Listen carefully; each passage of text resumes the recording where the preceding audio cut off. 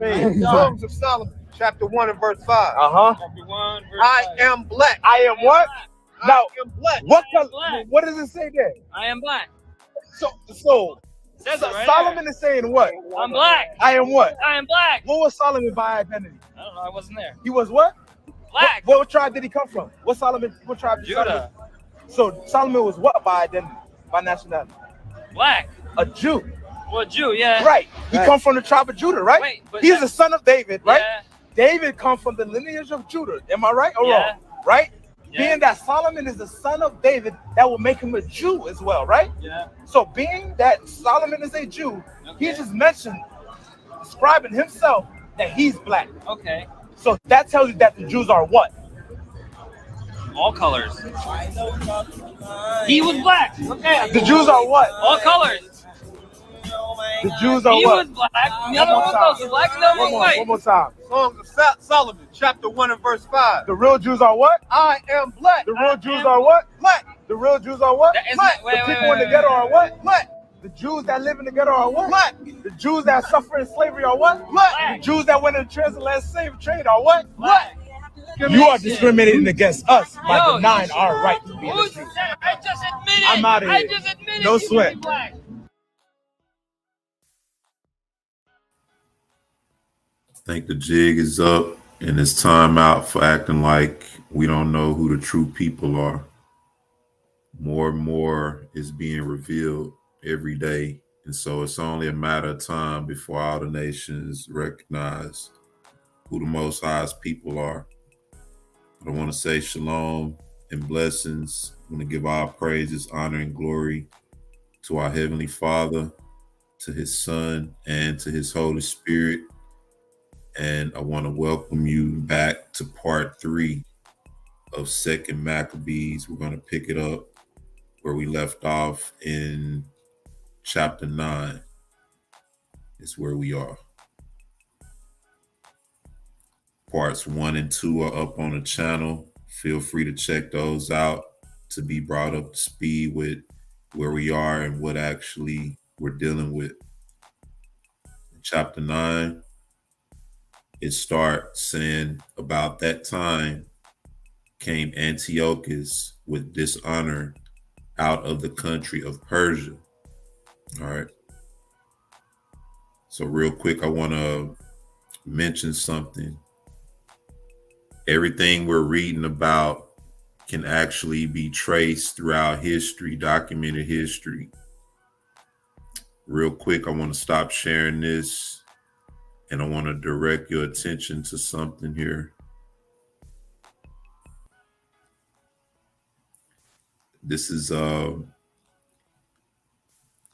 Timeline and Art History. List of rulers of the ancient Greek world.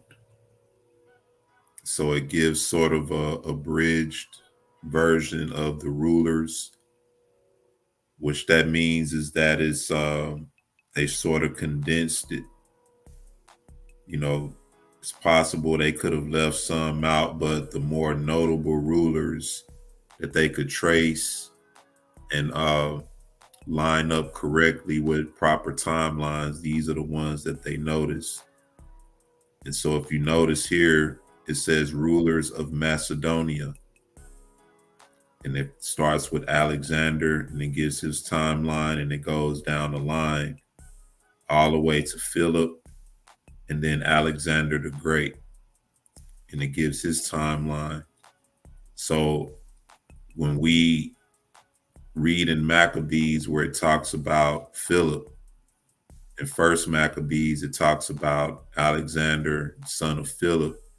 Now we have a timeline to sort of line that up with, but this is a good site to go through and look at all of the kings that ruled during the Greek era, rulers of Macedonia, the Ptolemaic dynasty of Egypt, and the Seleucid dynasty, rulers of Asia Minor. It gives a list of all of these rulers, and every last one of the rulers that we read about in 1st and 2nd Maccabees are on this list. And you can line up the time frames And so all of this was prior to Mashiach coming on the scene, all of this history that we're reading about. So that was just a brief reference. I'll put that link in the comment section for anybody who want to go and check that out. And this link is a link to a list of all of the Greek rulers from Macedonia to the Ptolemaic to the Seleucid empires of Asia Minor. So when you're reading through this history, you can go and line up the dates and the times to see when all these things were transpiring, just for reference. That link is in the chat, so we're going to get back into it. Chapter 9. It says, about that time came Antiochus with dishonor out of the country of Paras, Persia, for he had entered the city called Persepolis and went about to rob the temple and to hold the city, whereupon the multitude running to defend themselves with their weapons put them to flight. And so it happened that Antiochus, being put to flight of the inhabitants, returned with shame. Now when he came to Ecbatane, news was brought to him what had happened unto Nicanor and Timotheus. Then swelling with anger, he thought to avenge upon the Jews the disgrace done unto him by those that made him flee. Therefore commanded he his chariot men to drive without ceasing and to dispatch the journey, the judgment of Yahuwah now following him. For he had spoken proudly in this sort, that he would come to Jerusalem and make it a common burying place for the Yehudim. But Yahuwah Almighty, the Elohim of Yisrael, smote him with an incurable and invisible plague. Or as soon as he had spoken these words, a pain of the bowels that was remediless came upon him, and sore torments of the inner parts, and that most justly, for he had tormented other men's bowels with many and strange torments. Howbeit, he nothing at all ceased from his bragging, but still was filled with pride, breathing out fire in his rage against the Yehudim, and commanding the haste, the journey. But it came to pass that he fell down from his chariot, carried violently, so that having a sore fall, all the members of his body were much pained. And thus he that a little afore thought he might command the waves of the sea, so proud was he beyond the condition of man, and weighed the high mountains in a balance, was now cast on the ground, and carried in a horse litter, showing forth unto all the manifest power of Yahuwah, so that the worms rose up out of the body of this wicked man. And whilst he lived in sorrow and pain, his flesh fell away, and the filthiness of his smell was noisome to all his army. And the man thought for a little afore he could reach to the stars of heaven. And the man that thought a little afore he could reach to the stars of heaven, no man could endure to carry for his intolerable stink. He therefore being plagued, he began to leave off his great pride, and to come to knowledge of himself by the scourge of Elohim, his pain increasing every moment.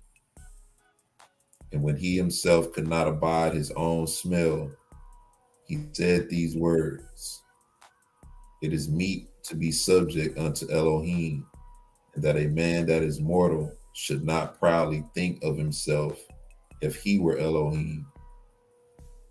This wicked person prayed also unto Yahuwah, who now Yahuwah would no more hear his voice.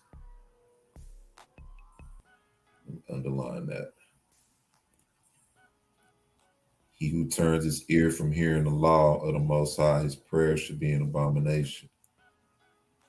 That this wicked person prayed also unto Yahuwah, who now Yahuwah would no more hear his voice. He vowed a vow unto Yahuwah, saying thus, that the holy city, to the which he was going in haste, to lay it even with the ground, and to make it a common burying place, he would set at liberty. And as touching the Yehudim, whom he had judged not worthy so much as to be buried, but to be cast out with their children and to be devoured of the fowls and wild beasts, he would make them all equals to the citizens of Athens. And the temple of Yahuwah, which before he had spoiled, he would garnish with goodly gifts and restore all the holy vessels with many more, and out of his own revenue defray the charges belonging to the sacrifices. Yea, and that also he would become a Yehudi himself, and go through all the world that was inhabited and declare the power of Elohim. But for all this, his pains would not cease, for the just judgment of Yahuwah was come upon him. Therefore, despairing of his health, he wrote unto the Yehudim the letter underwritten, containing the form of a supplication after this manner. Antiochus, king and governor, to the good Yehudim, his citizens, wisheth much joy and health and prosperity. If ye and your children fare well, and your affairs be to your contentment, I give very great thanks to Yahuwah, having my hope in heaven. As for me, I was weak, or else I would have remembered kindly your honor and goodwill, returning out of Persia, and being taken with a grievous disease. I thought it necessary to care for the common safety of all, not distrusting mine health, but having great hope in the salvation of Yahuwah to escape this sickness.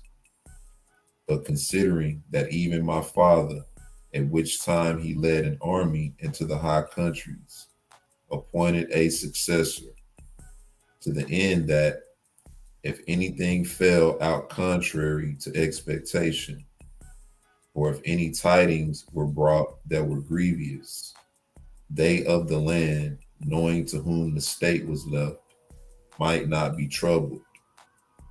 Again, considering how that the princes that are borderers and neighbors unto my kingdom wait for opportunities and expect what shall be the event, I have appointed my son Antiochus king, whom I often committed and commended unto many of you, when I went up into the high provinces, to whom I have written as followeth. Therefore I pray and request you to remember the benefits that I have done unto you generally, and in special, and that every man will be still faithful to me and my son. For I am persuaded that he, understanding my mind, will favorably and graciously yield to your desires. Thus the murderer and blasphemer, having suffered most grievously, as he entreated other men, so died he a miserable death in a strange country in the mountains. And Philippus, that was brought up with him, carried away his body, who also, fearing the son of Antiochus, went into Mitzrayim to Ptolemaeus Philometor. All these people are on that list that I showed y'all on that link. You can go and reference that and read through this and see the time frame that we in during this time. And most of this is recalling what we read in First Maccabees also. Now, Maccabee and his company, the spirit of Yahweh guiding them, recovered the temple and the city, but the altars which the heathen had built in the open street, and also the chapels they pulled down. And having cleansed the temple, they made another altar, and striking stones, they took fire out of them, and offered a sacrifice to Yahweh after 2 days, and set forth incense and lights and showbread on the table of Yahweh. When that was done, they fell flat down and besought Yahweh Elohim, saying, We beseech thee, Yahweh, that you might keep us from such troubles. But if we sin any more against thee, that thou would chasten us with mercy, and that we might not be delivered unto the blasphemous and barbarous Gentiles. Now it was from Yahweh upon the same day that the strangers profaned the temple. On the very same day it was cleansed again, even the 25th day of the same month, which is Kislev. And they kept the feast of Yahweh 8 days with gladness, like unto the feast of Sukkot, remembering that not long afore they had held the feast of Sukkot, when as they wandered in the mountains in dens like beasts. Therefore they bare branches and fair boughs and palms also, and sing psalms unto Yahweh, that had given them good success in cleansing his place. They ordained also by a common statute and decree that every year those days should be kept of the whole nation of the Yehudim. And this was the end of Antiochus, called the Magnificent. Now will we declare the acts of Antiochus Eupator, and he's on that same list as well, who was the son of this wicked man, gathering briefly the calamities of the wars. Now when he was come to the crown, he set one Lysias over the affairs of his realm, and appointed him his chief governor of Aram and Canaan. For Ptolemaeus, that was called Macron, choosing rather to do justice unto the Jews for the wrong that had been done unto them, endeavored to continue peace with them. Whereupon, being accused of the king's friends before Eupator, and called traitor at every word, because he had left Quifros that Philometor had committed unto him, and departed to Antiochus the Magnificent. And seeing that he was in no honorable place, he was so discouraged that he poisoned himself and died. But when Georgius was governor of the Hodes, he hired soldiers and nourished war continually with the Jews. And therewithal the Edomites, having gotten into their hands the most commodious holds, kept the Yehudim occupied, and receiving those that were banished from Jerusalem, they went about to nourish war.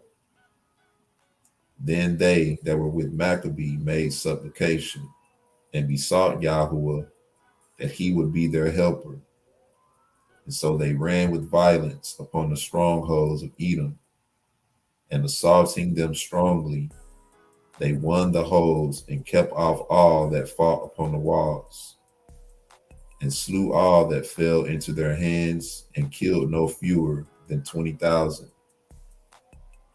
And because certain who were no less than 9,000 were fled together into 2 very strong castles, having all manner of things convenient to sustain the siege, Maccabee left Simon and Joseph, and Zacchaeus also, and them that were with him, who were enough to besiege them, and departed himself unto those places which more needed his help. Now they that were with Simon, being led with covetousness, were persuaded for money that certain of those that were in the castle, and took 70,000 drachms, and let some of them escape. So it said they were being led with covetousness, were persuaded for money through certain of those that were in the castle, and took 70,000 drachms, and let some of them escape. But when it was told Maccabee what was done, he called the governors of the people together, and accused those men that they had sold their brethren for money, and set their enemies free to fight against them. So he slew those that were found traitors, and immediately took the 2 castles. And having good success with his weapons and all things, he took in hand, he slew in the 2 holds more than 20,000. Now Timotheus, whom the Yehudim had overcome before, when he had gathered a great multitude of foreign forces and horses out of Asia, not a few, came as though he would take Judah by force of arms. But when he drew near, they that were with Maccabee turned themselves to pray unto Yahuwah, and sprinkled earth upon their heads, and girded their loins with sackcloth, and fell down at the foot of the altar of Yahuwah, and besought Yahuwah, saying, Yahuwah be merciful to us, and to be an enemy to our enemies, and an adversary to our adversaries, as thy holy law declared. So after the prayer, they took their weapons and went on further from the city, and they drew near to their enemies. They kept by themselves. Now the sun being newly risen, they joined both together, the one part having together with their virtue their refuge also unto Yahuwah their Elohim, for a pledge of their success and victory. The other side making their rage leader of their battle. But when the battle waxed strong, there appeared unto the enemies from heaven 5 comely men upon horses, with bridles of gold, and 2 of them led the Yehudim, and took Maccabee betwixt them, and covered him on every side, weapons, and kept him safe, but shot arrows and lightnings against the enemies. So that being confounded with blindness and full of trouble, they were killed. Underline that.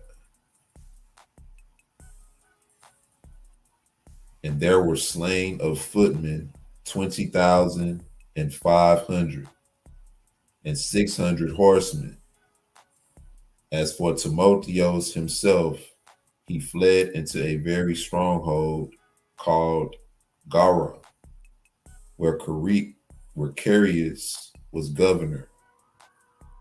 But they that were with Maccabee laid siege against the fortress courageously for 4 days. And they that were within, trusting the strength of the place, blasphemed exceedingly and uttered wicked words. Nevertheless, on the 5th day, early, 20 young men of Maccabees' camp, inflamed with anger because of the blasphemies, assaulted the wall manly, and with a fierce courage killed all that they met withal.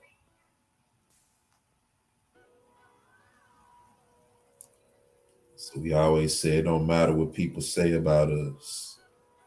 Look at his reaction to what somebody said concerning our people, blasphemous things.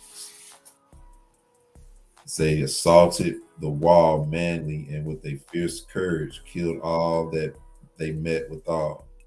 Others likewise ascending after him, whilst they were busy with them that were within, burnt the towers, and kindling fires burnt the blasphemers alive.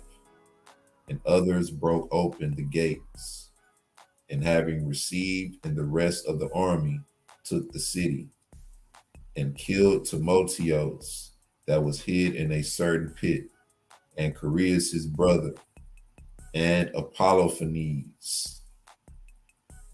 When this was done, they praised Yahweh with psalms and thanksgiving, who had done so great things for Israel, and given them the victory. So once again, an example of the Most High stepping in on behalf of our people and fighting a battle for our people. It's like in the book of Joshua. It says, not long after that, Lysias, the king's protector and cousin, who also managed the affairs, took sore displeasure for the things that were done. And when he had gathered about 80,000 with all the horsemen, he came against Judah, thinking to make the city an habitation of Gentiles, and to make a gain of the temple, as of the other chapels of the heathen, and to set the high priesthood for sale every year, not at all considering the power of Yahuwah, but puffed up with his 10,000s of footmen, and his thousands of horsemen, and his 80 elephants. So he came to Yahuwah and drew near to Beth-zur, which was a strong town, but distant from Jerusalem about 5 furlongs, and he laid sore siege unto it. Now when they that were with Maccabee heard that he besieged the holds, they and all the people with lamentation and tears besought Yahuwah that he would send a good angel to deliver Israel. Then Maccabee himself, first of all, took weapons, exhorting the other that they would jeopard themselves together with him to help their brethren. Say Maccabee himself, first of all, took weapons, exhorting the other that they would jeopard themselves together with him to help their brethren. So they went forth together with a willing mind. And as they were at Jerusalem, there appeared before them on horseback one in white clothing, shaking his armor of gold. Then they praised the merciful Elohim altogether, and took heart, insomuch that they were ready not only to fight with men, but with most cruel beasts, and to pierce through walls of iron. Man, so they were pumped up. Thus they marched forward in their army, having an angel sent before them, for Yahuwah was merciful unto them, and giving a charge upon their enemies like lions. They slew 11,000 footmen and 1,600 horsemen, and put all the other to flight. Many of them also, being wounded, escaped naked, and Lysias himself fled away shamefully, and so escaped, who, as he was a man of understanding, casting with himself what loss he had had, and considering that the Hebrews could not be overcome, because Yahuwah Elohim helped them who sent unto them.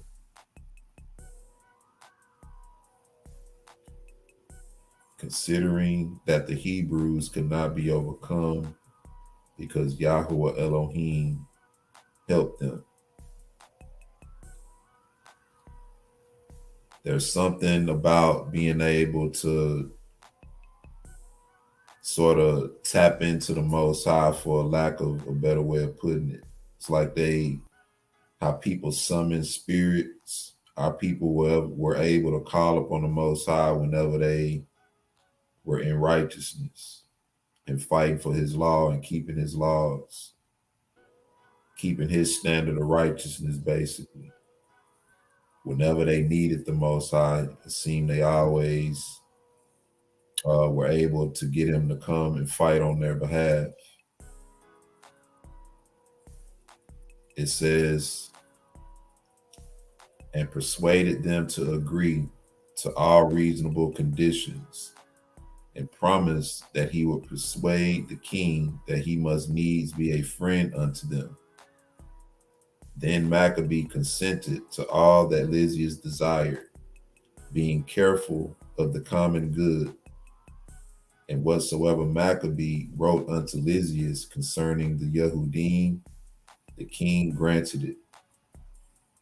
For there were letters written unto the Yehudim from Lysias to this effect: Lysias unto the people of the Yehudim sendeth greeting. Jonathan and Absalom, who were sent from you, delivered me the petition subscribed and made requests for the performance of the contents thereof. Therefore, what things soever were meet to be reported to the king, I have declared them, and he hath granted as much as might be. And if then you will keep yourselves loyal to the state, hereafter also will I endeavor to be a means of your good. But of the particulars I have given order both to these and the other that come from me to commune with you. Fare ye well, the 148th year, the 24th day of the month, Dio Corinthius. Now the king's letter contained these words: King Antiochus unto his brother Lysias sendeth greeting. Since our Father is translated unto the Elohim, our will is that they that are in our realm live quietly, that every one may attend upon his own affairs. We understand also that the Yehudim would not consent to our Father for to be brought unto the customs of the Gentiles, but had rather keep their own manner of living. It said, we understand also that the Yehudim would not consent to our Father for to be brought unto the custom of the Gentiles, but had rather keep their own manner of living, for the which cause they require of us that we should suffer them to live after their own Torah. No more forcing them to live after the manners of the Gentiles. Wherefore our mind is that this nation shall be in rest, and we have determined to restore them their temple, that they may live according to the customs of their forefathers. Thou shalt do well, therefore, to send unto them and grant them peace, that when they are certified of our mind, they may be of good comfort and ever go cheerfully about their own affairs. And the letter of the king unto the nation of the Yehudim was after this manner: King Antiochus sendeth greeting unto the council and the rest of the Yehudim. If ye fare well, we have our desire. We are also in good health. Menelaus declared unto us that your desire was to return home and to follow your own business. Remember Menelaus, he the one who undercut Simon for the priesthood or to get in that position. Then he turned around and set up the high priest during that time and had him killed. Wherefore they that will depart shall have safe conduct to the 13th day of Xanticus with security. And the Jews shall use their own kind of meats and Torah as before, and none of them any manner of ways shall be molested for things ignorantly done. forcing them not to eat swine anymore and unclean meat. I have sent also Menelaos, that he may comfort you. Fare ye well in the 148th year, in the 15th day of the month Xanticus. The Romans also sent unto them a letter containing these words: Quintus Memmius and Titus Manlius, ambassadors of the Romans, send greeting unto the people of the Jews. Whatsoever Lysias, the king's cousin, hath granted, therewith we also are well pleased. But touching such things as he judged to be referred to the king, after ye have advised thereof, send one forthwith, that we may declare it. Send one forthwith, that we may declare as it is convenient for you. For we are now going to Antioch.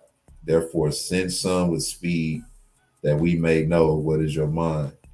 Farewell this 148th year, the 15th day of the month Xanticus.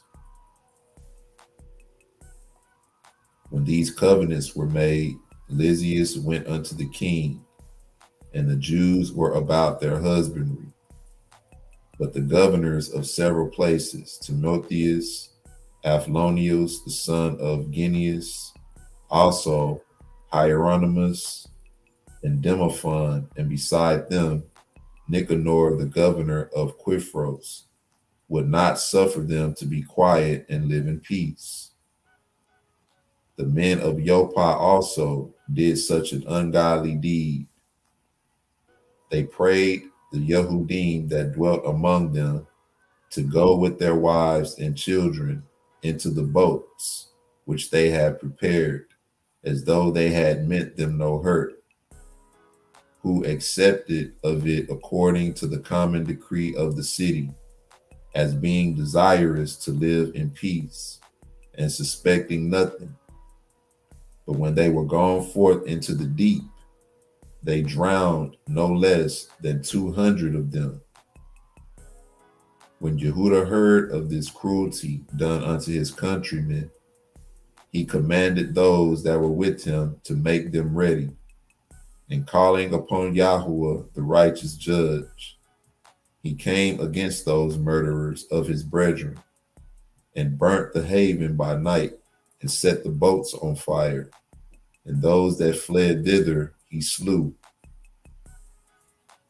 And when the town was shut up, he went backward, as if he would return to root out all them of the city of Joppa. But when he heard that the inhabitants of Yabni, the Jamnites, were minded to do in like manner unto the Jews that dwelt among them, he came upon the inhabitants of Yabna also by night, and set fire on the haven and the navy, so that the light of the fire was seen at Jerusalem 240 furlongs off. Now when they were gone from thence 9 furlongs in their journey toward Timotheus, no fewer than 5,000 men on foot and 500 horsemen of the Arabians sat upon him, whereupon there was a very sore battle. But Judah's side, by the help of Yahuwah, got the victory, so that the nomads of Ereb, being overcome, besought Judah for peace, promising both to give him cattle and pleasure him otherwise. Then Judah, thinking indeed that they would be profitable in many things, granted them peace, whereupon they shook hands, and so they departed to their tents. He went also about to make a bridge to a certain strong city, which was fenced about with walls, and inhabited by people of diverse countries, and the name of it was Caspis.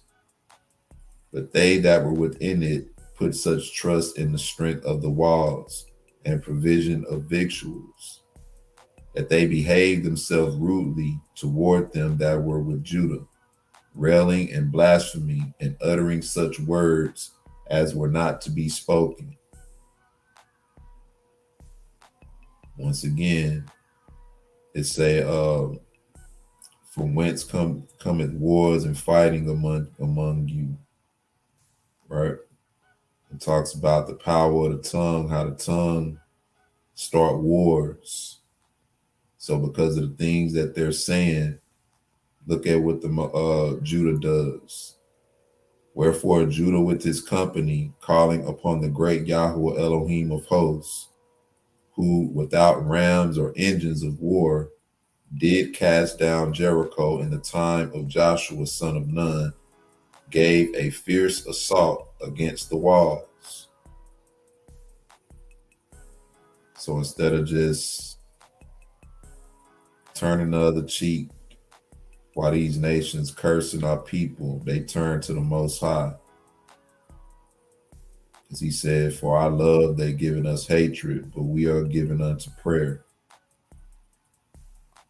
And took the city by the will of Elohim and made unspeakable slaughters, insomuch that a lake 2 furlongs broad, near adjoining thereunto, being filled full, was seen running with blood. Then departed they from thence 750 furlongs, and came to Karaka, unto the Yehudim that are called Tubini. Look back into that. But as for Timotheos, they found him not in the places, for before he had dispatched anything, he departed from thence, having left a very strong garrison in a certain hold. Howbeit, Dositios and Zosipater, who were of Maccabees' camps, went forth and slew those that Timotheos had left in the fortresses, above 10,000 men.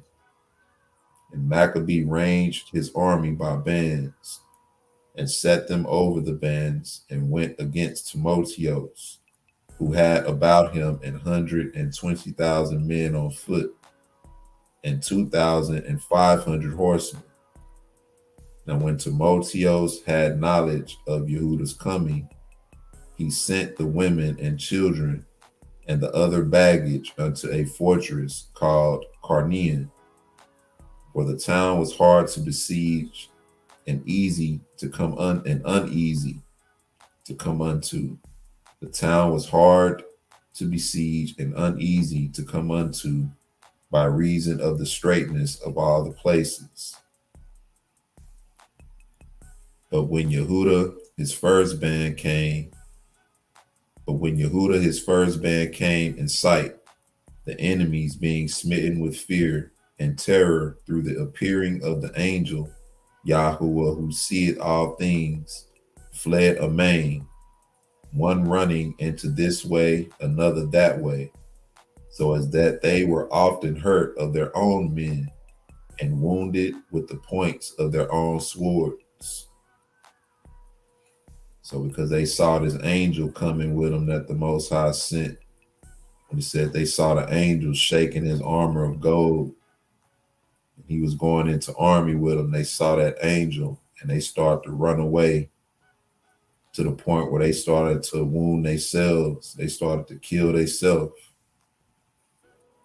It says, Yehuda also was very earnest in pursuing them, killing those wicked wretches, of whom he slew about 30,000 men. Moreover, Timotheos himself fell into the hands of Dositios and Zosipater, whom when he besought with much craft to let him go with his life, because he had many of the Jews' parents and brethren of some of them, who if they put him to death should not be regarded. So he tried to bribe him with the Jews he had captive. So when he had assured them with many words that he would restore them without hurt, according to the agreement, they let him go for the saving of their brethren. Then Maccabee marched forth to Carnian and to the temple of Artargatus, and there he slew 25,000 persons. And after he had put to flight and destroyed them, Yehuda removed the host toward Ephron, a strong city, wherein Lysias abode, and a great multitude of divers nations. And the strong young men kept the walls and defended them mightily, wherein also was great provision of engines and darts. But when Yehuda and his company had called upon Yahweh Elohim of hosts, who with his power breaketh the strength of his enemies, they won the city and slew 25,000 of them that were within. From thence they departed to Scythopolis, which lieth 600 furlongs from Jerusalem. But when the Jews that dwelt there had testified that the Scythopolians dwelt lovingly with them and entreated them kindly in the time of their adversity, they gave them thanks, desiring them to be friendly still unto them. And so they came to Jerusalem, the feast of weeks approaching, and after the feast called Shabbat, they went forth against Gorgias, the governor of Edom, who came out with 3,000 men of foot and 400 horsemen. And it happened that in their fighting together, a few of the Yehudim were slain, in which time Dositios, one of Basanor's company, who was on horseback and a strong man, was still upon Gorgias, and taking hold of his coat, drew him by force. And when he would have taken that cursed man alive, a horseman of Thracia, coming upon him, smote off his shoulder, so that Gorgias fled unto Marissa. So right when he had the drop on him, another horseman, like how y'all see on those war movies, right when he had the drop on him, getting ready to kill him, another horseman came and snuck him, cut off his shoulder. And when they that were with Gorgias had fought long and were weary, Judah called upon Yahweh that he would show himself to be their helper and leader of battle.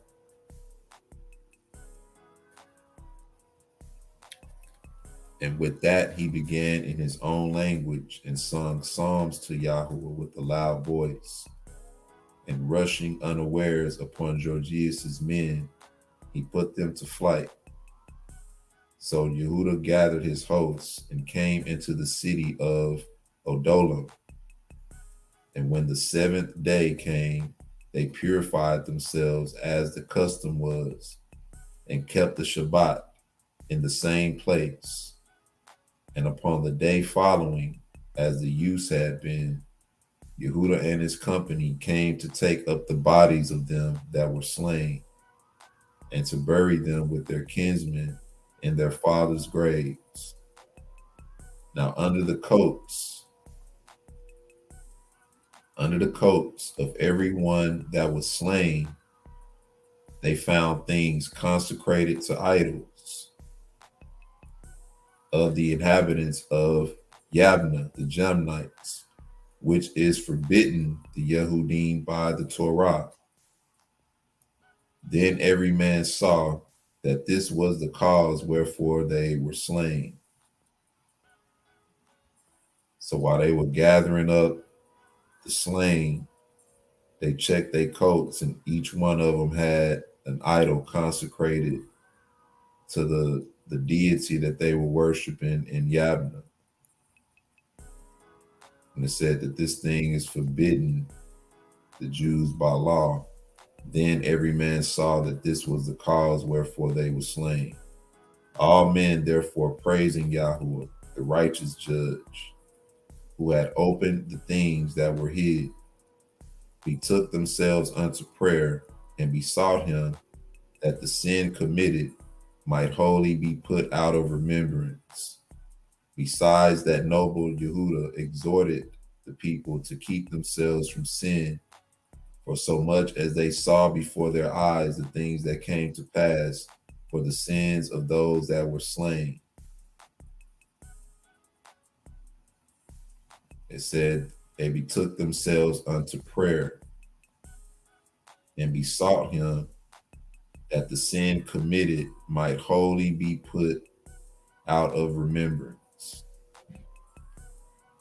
Then Judah exhorted the people to remember this is what happened.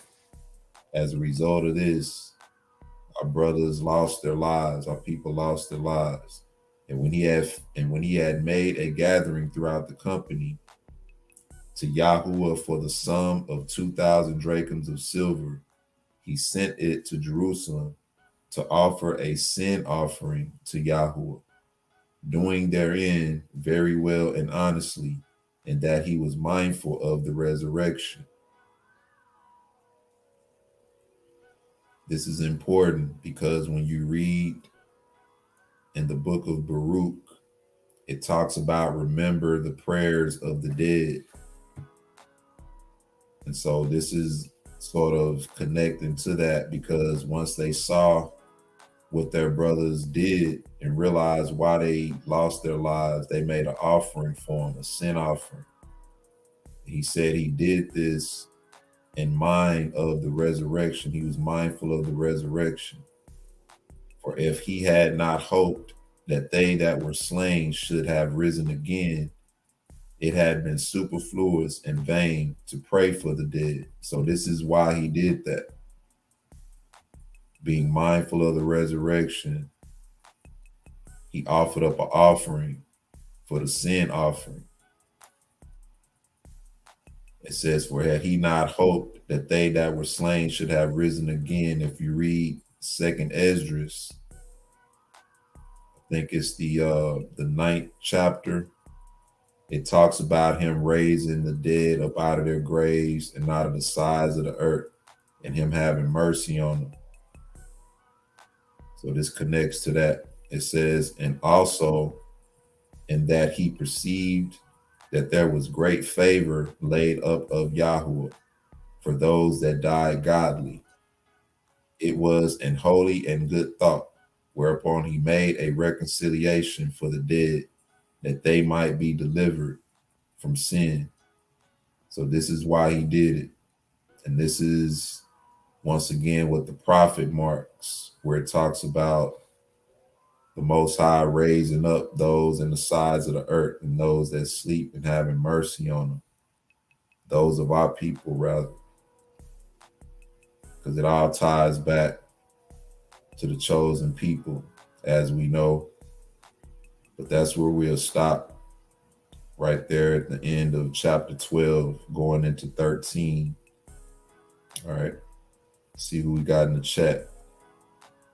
Not many people today. We got Brother Darnell Blackshear. Shalom and blessings to you, Brother Darnell. Good to see you. Son Judah, Shalom, Mark. Good to see you in the chat. Hope all is well. Shalom, my love. Good to see you in the chat. We got Pensy Lola, Yah bless. Shalom and blessings to you. Hope all is well. Good to see you in the chat. We got Sister Cindy Clark. Shalom to you, Sister Cindy. Good to see you in the chat. Got the Brother Kadar. Shalom and blessings to Brother Kadar. Hope you're doing good, bro. I'm going to get with you shortly. Aniana Coleman. Shalom and blessings to the Sister Aniana Coleman and Sister Cece. Shalom and blessings to you, Sister Cece. Good to see you. Well, that'll be it for this part. We're going to be coming back with the last part, part 4. I may do it later or early tomorrow, most high willing. But once again, go back and get all the parts. And I encourage brothers and sisters to read, work out your own salvation, understand what you need to understand from the records for yourself. so that you won't be misled. I want to give all praise, honor, and glory to our Heavenly Father, to His Son, and to His Holy Spirit. I want to say shalom and blessings to everybody once again. Hit the like button as well as the subscribe button. Also, go check out the website, trueebri.com. Shalom and blessings. See you brothers and sisters next time. Shalom.